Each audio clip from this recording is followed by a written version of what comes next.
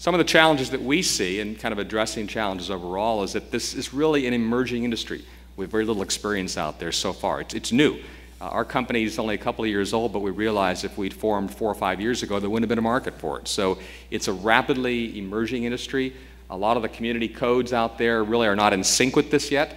In many communities, it's still technically illegal to use anything but municipal water for flushing toilets. So that has to shift and change.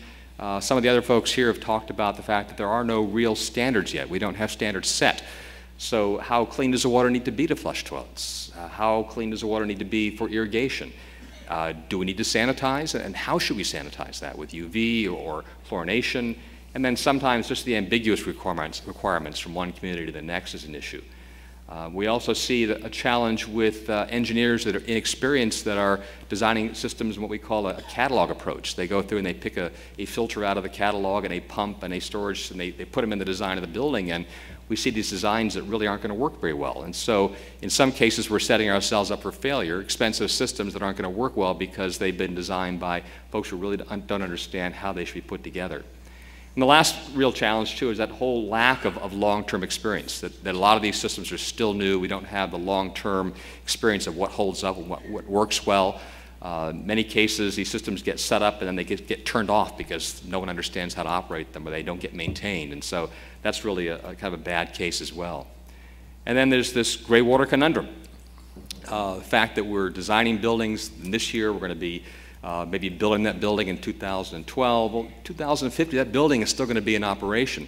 But if we're going to use water from showers and sinks, clean that up gray water, and then use that same water to flush toilets, there's only one time in a building's life when we can do that, and that's when the building is being designed and built. Once the building is built, we can't do that anymore. And so we're out there really preaching early on to the architects and engineers to put that plumbing into the building, to make sure the building is capable of handling reuse water from the design stage, because it's just not practical after the building is built overall. A lot of opportunities out there because we're talking about an emerging industry, one that really hasn't settled itself yet.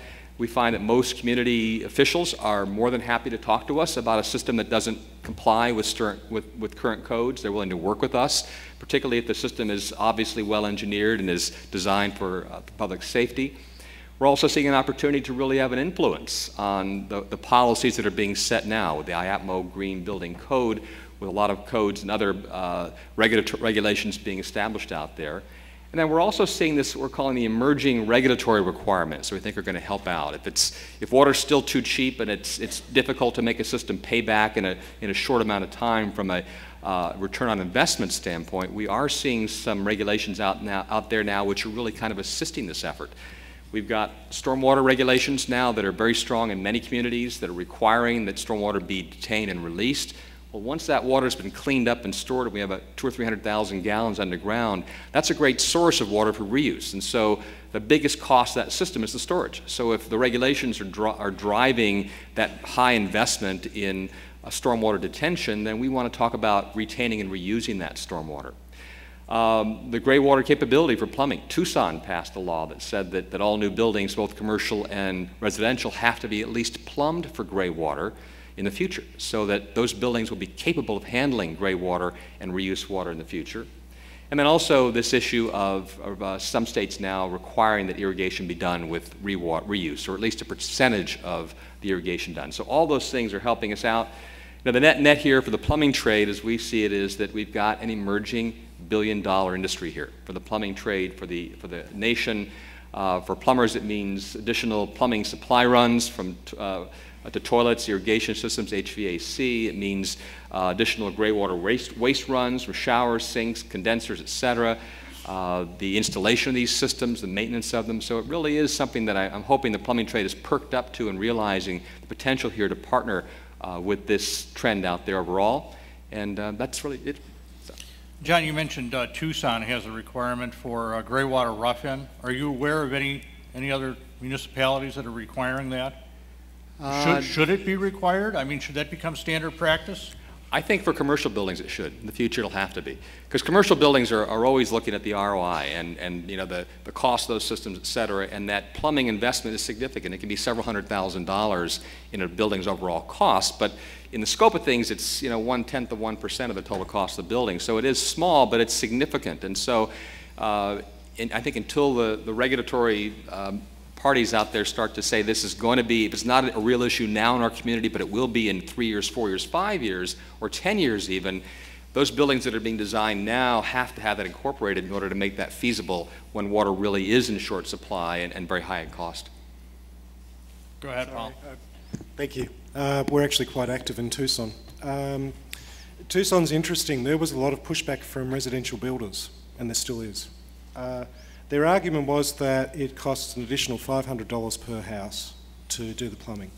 And they also argued, that a residential grey water irrigation system would easily cost $5,000 or $6,000. And this is one of the struggles that we have as a company, is educating the market over here. Australia had to make significant changes because our drought was so severe. With that happened volume in production, and we're now at a stage where it is $1,000 or less to get a system that's going to last 20 years. Now, that sort of blows all the arguments that Tucson had out of the water.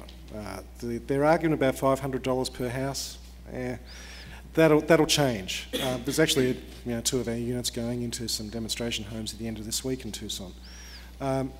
What is interesting is how much it varies between Tucson and Phoenix.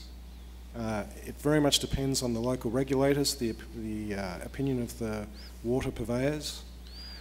But funnily enough, the most difficult group of people to work with in this area are not the customers, it's not the regulators, it's actually the installers.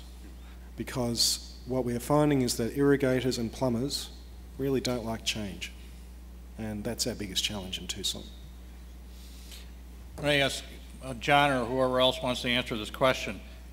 During the development of the Green Supplement, it was debated whether or not rainwater needed to be treated before it was used for indoor plumbing. And ultimately what the GTC decided was that it should be treated. So do we need to treat rainwater before we use it to flush toilets, or put a sign over toilets to say rainwater do not drink? Or Are we talking for residential or commercial? For either use. Should it be treated or not? Our philosophy is that if the water's being brought into the building and it's got the capability of having viruses or bacteria in it, that it should be treated. That in order to protect the public safety, that it is an essential step, really, in any water reuse inside the building in particular. And so we advocate that. We think it's the responsible thing to do. Is the risk high? We think it's relatively low with rainwater, depending upon where it's come from and how it's stored. But yes, we think it should be required for commercial buildings in particular. Homeowners, I'm not so sure. Peter, what do you think? Well, in more or less in conjunction with what John was saying, I think we have to think about where most of the rainwater, at least now, is being collected is in the water-short areas. This means that it's stored for a length of time. If it's stored for a length of time, just to minimize the chance of this stored water going septic, I think it needs a disinfectant. I gave a long lecture last year to the American Society of Plumbing Engineers on rainwater harvesting, 3 hours on just the design of rainwater harvesting systems. It's rather complex, but the bottom line is that they have come out with a set of standards, and their standards do not include disinfection in the storage tank. I think that's a mistake. I think you have to disinfect, regardless of where you're going to go with the water, if you're going to store it for any length of time. And in most of these water-short areas, it could be stored for a month. Certainly, if it goes back into the house, I think there should be a residual disinfectant in it. So another question for anybody on the panel. I was kind of struck by Bill Hoffman's cartoon. It's my sewage and you can't have it. What kind of problems will that present to water reuse?